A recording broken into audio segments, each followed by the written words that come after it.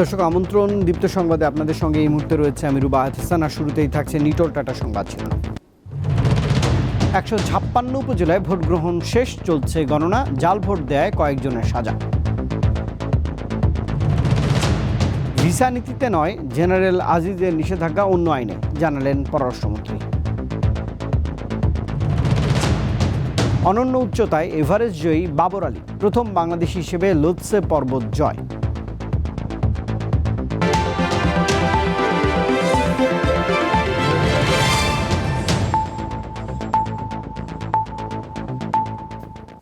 এবারে পুরো আয়োজনে যাচ্ছি। দ্বিতীয় ধাপের উপজেলা নির্বাচনেও সংঘর্ষ ও নানা অনিয়মের অভিযোগ পাওয়া গেছে। কয়েকজনকে কারাদণ্ড দেন ভ্রাম্যমাণ আদালত।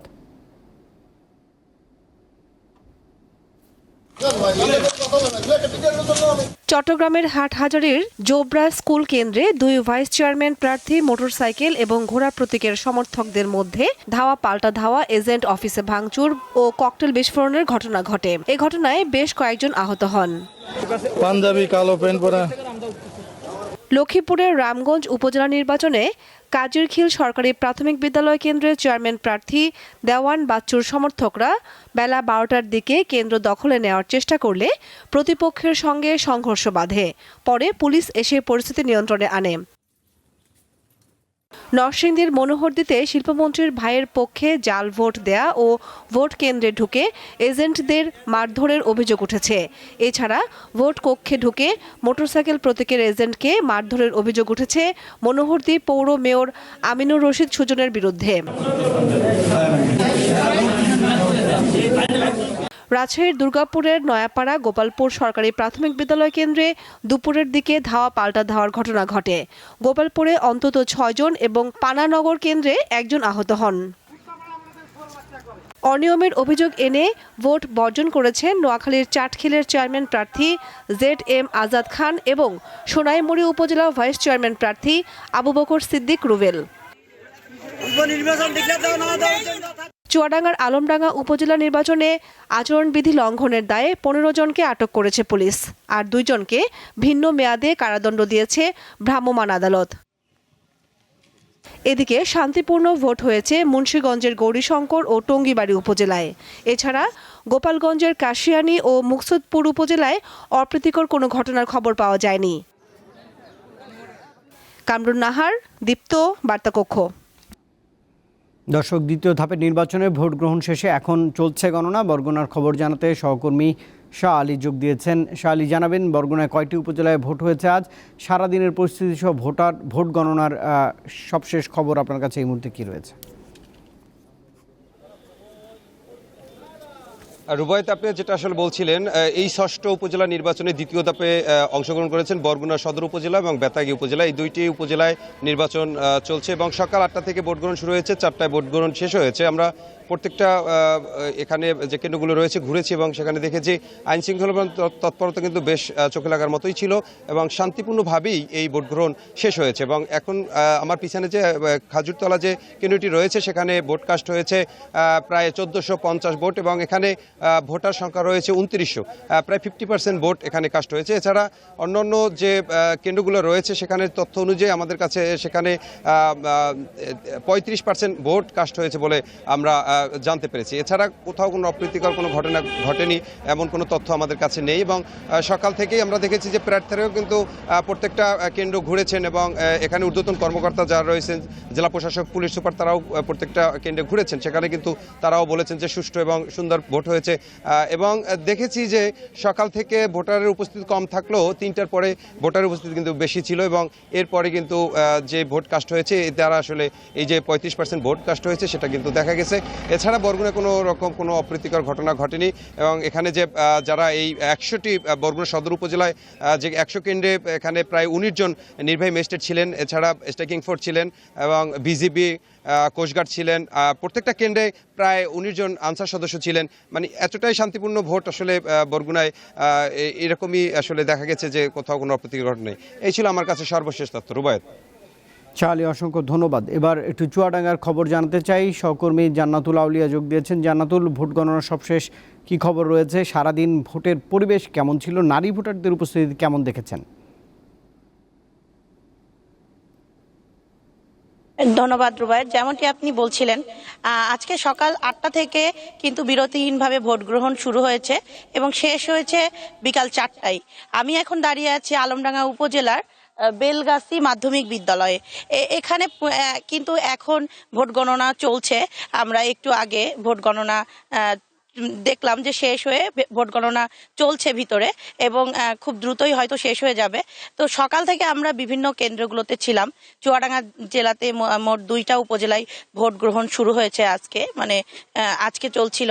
সেই ক্ষেত্রে 217টি কেন্দ্রের মধ্যে আমরা বেশ কিছু কেন্দ্র পরিদর্শন করে যেমনটি দেখতে পেয়েছি, সকাল থেকে কিন্তু ভোটার উপস্থিতি মোটামুটি কম ছিল, কিন্তু 11টার পর থেকে ভোটার উপস্থিতি এবং নারী ভোটাররা কিন্তু খুব স্বতঃস্ফূর্তভাবে ভোট কেন্দ্রে এসে ভোট দিয়ে গিয়েছেন।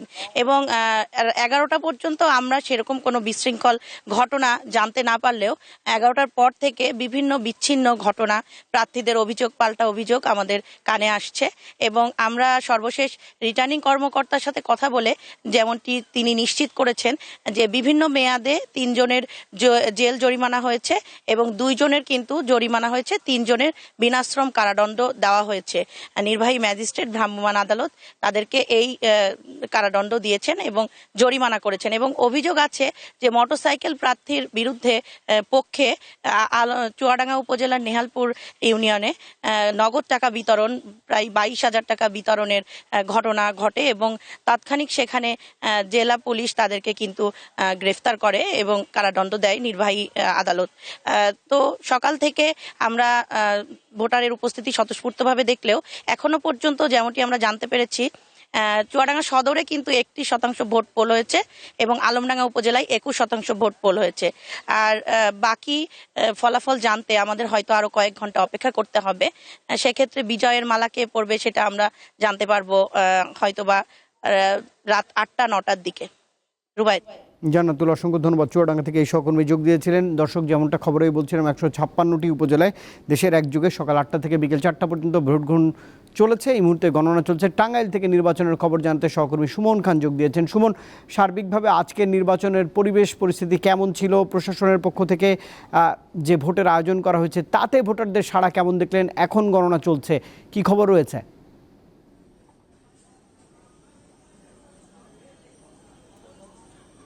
রুবায়েত, প্রথমে আপনাকে ধন্যবাদ দিতে চাই, কারণ আমি সকাল থেকেই সেই ভোরবেলা এসেছি।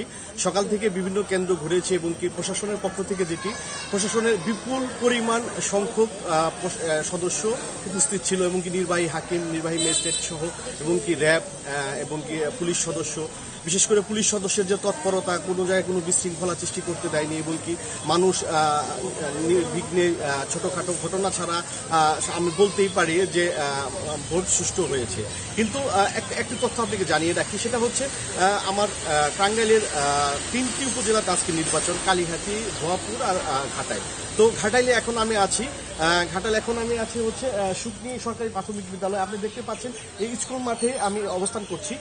তো এই স্কুল মাঠের ভিতরে 20% ভোট কাস্ট হয়েছে। কিন্তু আরেকটি সুখবর আপনাকে দিতে চাচ্ছি, সেটা হচ্ছে ঘাটাইল আপনার আউলিয়াবাদে আপনার হচ্ছে 48% ভোট কাস্ট হয়েছে এবং কি সকাল থেকে আমি প্রায় 30টির মতো কেন্দ্রে ঘুরেছি। তো আমি সব জায়গায় দেখতে পাচ্ছি এবং কি রিটার্নিং অফিসারের সাথে কথা বলেছি, তিনি আমাকে জানিয়েছেন কিছু জায়গায় আমি দেখতে পেয়েছি যে 30%, 35-30 এবং একটি জায়গায় শুধু 48% ভোট কাস্ট হয়েছে। তো সার্বিক বিষয় আইন শৃঙ্খলার যেটি ছিল, সারাদিন আইন শৃঙ্খলা বাহিনী তৎপর ছিল। ছোটখাটো ঘটনা ছাড়া, যেমন কিছু এজেন্টদের সাথে বাকবিতণ্ডা হয়, তাছাড়া কোনো ছোটখাটো ঘটনা ছাড়া বড় ধরনের কোনো অপ্রীতিকর ঘটনা টাঙ্গাইলে হয়নি। তো সুষ্ঠু নির্বাচনে হচ্ছে বিজয়ের মালা কে পড়বে সেই অপেক্ষায় আমরা থাকবো, ভোটের মাঠে থাকবো। তো পরের বুলেটিনে আরো আপডেট জানিয়ে দেবো আপনার মাধ্যমে। তো এই ছিল রুবায়েত আমার কাছে টাঙ্গাইল থেকে সর্বশেষ তথ্য। রুবায়েত। দর্শক, খবরেই জানাচ্ছিলাম যে 156 উপজেলায় ভোট গ্রহণ চলছিল। সহকর্মীদের কাছ থেকে দেশের বিভিন্ন প্রান্তের খবর আপনাদের জানানোর চেষ্টা করছিলাম। এবারে অন্য প্রসঙ্গ। দুর্নীতিতে জড়িত থাকার অভিযোগে বাংলাদেশের সাবেক সেনাপ্রধান অবসরপ্রাপ্ত জেনারেল আজিজ আহমেদের উপর নিষেধাজ্ঞা দিয়েছে যুক্তরাষ্ট্র।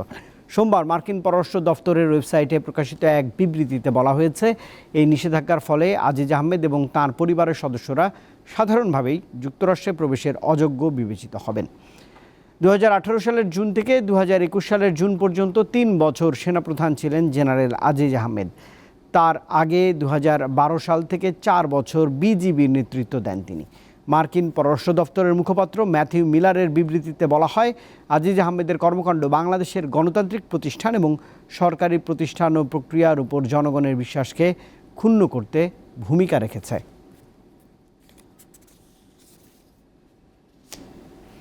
ভিসা নীতি নয়, অন্য আইনের অধীনে সাবেক সেনাপ্রধান অবসরপ্রাপ্ত জেনারেল আজিজ আহমেদের উপর যুক্তরাষ্ট্রের নিষেধাজ্ঞা দিয়েছে বলে জানিয়েছেন পররাষ্ট্রমন্ত্রী হাসান মাহমুদ।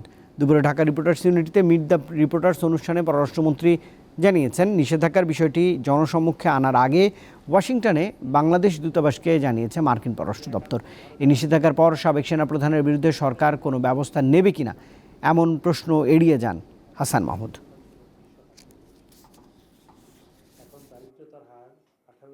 আমাদের মিশনকে ইউএসএতে আমাদের মিশনকে আগে জানানো হয়েছে, পাবলিক করার আগে জানানো হয়েছে। অর্থাৎ যে ভিসা নীতি ঘোষণা করা হয়েছিল সেটির অধীনে তাকে ভিসা রেস্ট্রিকশন দেওয়া হয়নি, অন্য অ্যাক্টের অধীনে তাকে ভিসা রেস্ট্রিকশন দেওয়া হয়েছে। আমরা দুর্নীতির বিরুদ্ধে আমাদের সরকার জিরো টলারেন্স নীতি গ্রহণ করেছে। সন্ত্রাস দমন বলুন এবং অন্যান্য ক্ষেত্রে, দুর্নীতি দমনের ক্ষেত্রে আমরা ইউএসের সাথে একসাথে কাজ করতে চাই এবং করব। এবারে কিউবা স্টিল চট্টগ্রাম সংবাদ।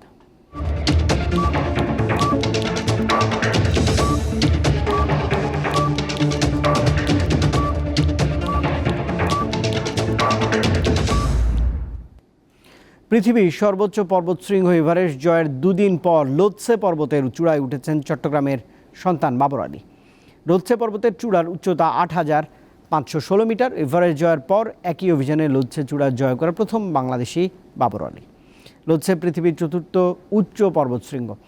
একই অভিযানে 8,000-এর বেশি উঁচু দুটি পর্বতশৃঙ্গ জয় করে রেকর্ড করলেন বাবর আলী। বাবরের সংগঠন ভার্টিক্যাল ড্রিমার্স নিজেদের ফেসবুক পেজে জানিয়েছেন, বাংলাদেশের পর্বত আরোহণের ইতিহাসে অভূতপূর্ব এবং রোমাঞ্চকর অধ্যায় রচনা করেছেন চট্টগ্রামের এই সন্তান। বাবর এখন নেমে আসা শুরু করেছেন। বেস ক্যাম্পে পৌঁছলে হবে উৎসব। 19 মে 29,031 ফুট উচ্চতার মাউন্ট এভারেস্টের শীর্ষে বাংলাদেশের পতাকা ওড়ান বাবর আলী। বিশ্ব মেডিটেশন দিবসের আলোচনা সভায় মানুষকে ভালো ভাবনার আহ্বান জানিয়েছেন বক্তারা। তারা বলছেন, মেডিটেশন চর্চায় একজন মানুষের ভাবনাটা ভালো হয়, আর ভালো ভাবতে পারলেই সহজ হয় ভালো মানুষ হওয়া, ভালো দেশ গড়া। মঙ্গলবার বিশ্ব মেডিটেশন দিবসে জাতীয় প্রেস ক্লাবে হাজারো মানুষের উপস্থিতিতে প্রশান্তির আমেজে এই আহ্বান জানানো হয়। ঘরে ঘরে মেডিটেশনের মাধ্যমে আগামী প্রজন্মকে শুদ্ধাচারী ভালো মানুষের রূপান্তর সম্ভব বলেও জানান আলোচকরা। ভালো মানুষ, ভালো দেশ, স্বর্গভূমি বাংলাদেশ প্রতিপাদ্য নিয়ে দেশে এটি চতুর্থবারের মতো আয়োজন।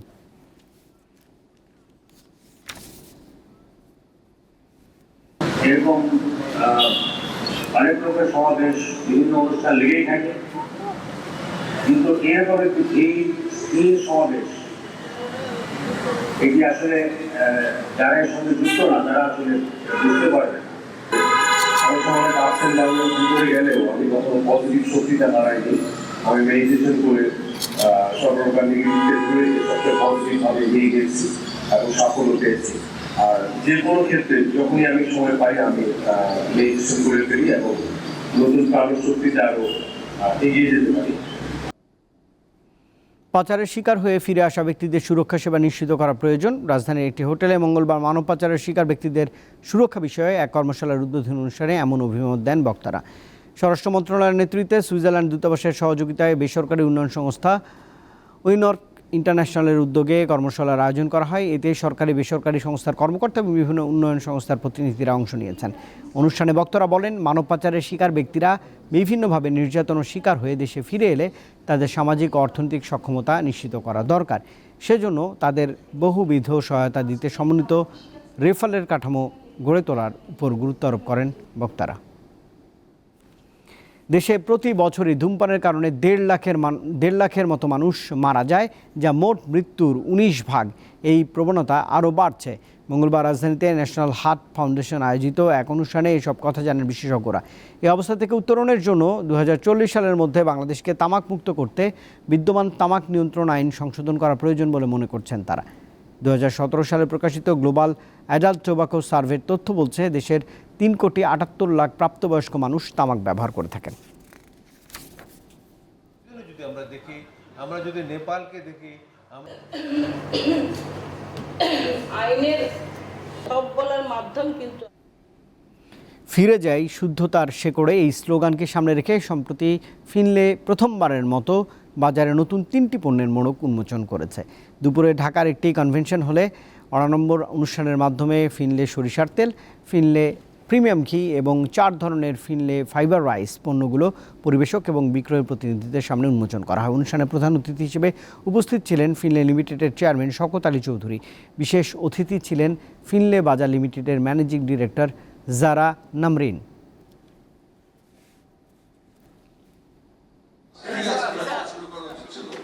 ইনশাআল্লাহ আমাদের আরো প্রোডাক্ট লঞ্চ চায়ের মাধ্যমে।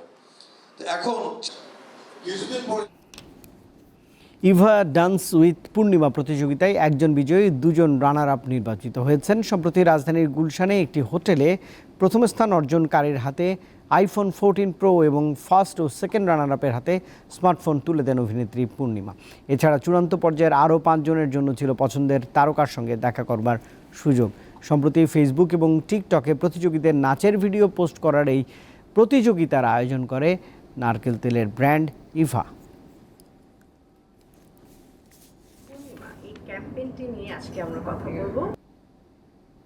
আন্তর্জাতিক প্রসঙ্গ। ইরানের প্রেসিডেন্ট ইব্রাহিম রাইসি সহ নিহতদের প্রথম নামাজের জানাজা সম্পন্ন হয়েছে। প্রেসিডেন্টের মৃত্যুতে শোকে স্তব্ধ তাবরিজে লাখ লাখ মানুষ হাজির হয়েছেন প্রিয় নেতাকে শেষ শ্রদ্ধা জানাতে। তাবরিজের জানাজার পর মরদেহ নেওয়া হবে কম শহরে।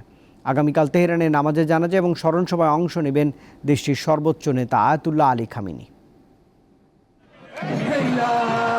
শোকে বিহ্বল পুরো ইরান। প্রেসিডেন্টের অকাল প্রয়াণে মাতম করছে ইরানিরা। একদিকে চলছে সদ্য প্রয়াত প্রেসিডেন্ট মোহাম্মদ ইব্রাহিম রাইসিকে অন্তিম বিদায় জানানোর প্রস্তুতি, অন্যদিকে নিহতদের স্মরণে সারা দেশে চলছে দোয়া মাহফিল সহ নানা ধর্মীয় আচার অনুষ্ঠান। রবিবার থেকে ঘুম হয়নি। তিনি অনেক ভালো প্রেসিডেন্ট ছিলেন, জনগণের সেবক ও বিনয়ী ছিলেন। প্রেসিডেন্ট রাইসির চলে যাওয়া শুধু ইরান নয়, মধ্যপ্রাচ্যের জন্য বিশাল ক্ষতি। তিনি অনেক সাহসী ছিলেন। হেলিকপ্টার বিধ্বস্তের পর উদ্ধার কাজে যাওয়া প্রথম দলের একটি ভিডিও প্রকাশ পেয়েছে, যেখানে দেখা যায় পরিস্থিতির ভয়াবহতা দেখে কান্নায় ভেঙে পড়েন দলের সদস্যরা। ইব্রাহিম রাইসির মৃত্যুতে শোক পালন হচ্ছে ভারত, মালয়েশিয়া ও পাকিস্তান সহ বিভিন্ন দেশে। এটি একটি বড় ক্ষতি। তিনি ছিলেন সেই নেতা যিনি আমেরিকা এবং ইসরায়েলের দুষ্টু পরিকল্পনার বিরুদ্ধে দাঁড়িয়েছিলেন। ইব্রাহিম রাইসি ছিলেন কণ্ঠহীনদের কণ্ঠস্বর এবং একমাত্র ইরানি অত্যাচারীদের বিরুদ্ধে এবং বিশ্বের নিপীড়িত মানুষের পাশে আছে। বুধবার তেহরানে রাইসির জানাজা হওয়ার কথা রয়েছে। সর্বোচ্চ নেতা আয়াতুল্লাহ আলী খামেনি তাতে অংশ নেবেন। পরে জন্ম শহর শাসহাদে রাইসিকে দাফন করা হতে পারে। নাদিরা জাহান, দীপ্ত বার্তাকক্ষ। গত 2 সপ্তাহে গাজার 9 লাখ মানুষ জোরপূর্বক বাস্তুচ্যুত হয়েছেন বলে জানিয়েছে জাতিসংঘ। সোমবার সংস্থাটি জানায়, গত 6 মে থেকে শুরু করে 18 মে পর্যন্ত এই 13 দিনে রাফা থেকে প্রায় 8,12,000 মানুষ বাস্তুচ্যুত হয়েছে এবং গাজার উত্তরাঞ্চলের বিভিন্ন এলাকা থেকে বাস্তুচ্যুত হয়েছে আরও প্রায় 1 লাখ মানুষ। সব মিলিয়ে গাজার এই সময়ের মধ্যে মোট জনসংখ্যার প্রায় 40 ভাগই বাস্তুচ্যুত হয়েছে। এদিকে যুক্তরাষ্ট্রের প্রেসিডেন্ট জো বাইডেন দাবি করেছেন, গাজায় যা হচ্ছে তা গণহত্যা নয়। সোমবার হোয়াইট হাউসে ইহুদি আমেরিকান হেরিটেজ মাস অনুষ্ঠানে বাইডেন কথা বলেন।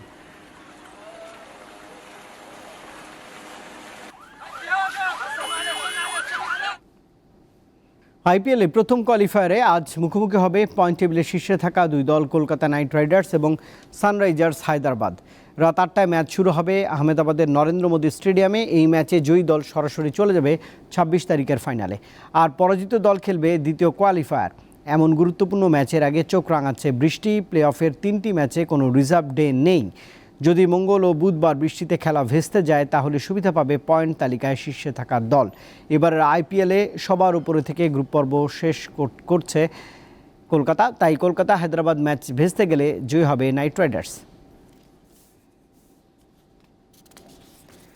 অবশেষে আর্নে স্লটই হলেন লিভারপুলের কোচ।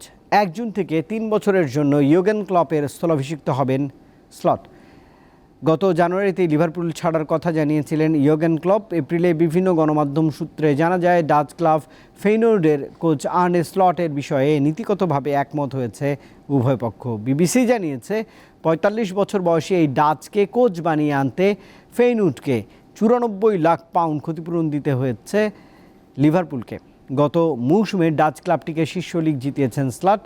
এবার তার অধীনে এবছর ডাচ লিগে দ্বিতীয় হওয়ার পাশাপাশি ডাচ কাপ জিতেছে ফেইনোর্ড।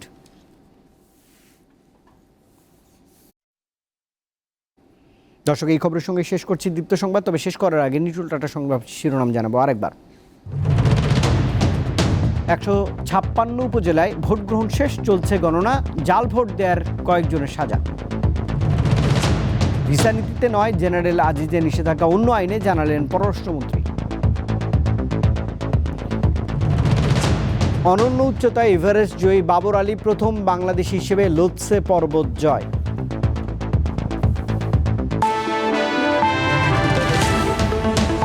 আর দর্শক, এই ছিল এখনকার মতো। আমাদের পরের আয়োজন সন্ধ্যা 6টা 50 মিনিটে দেখা। আমন্ত্রণ, তখন সঙ্গে থাকবেন। ধন্যবাদ।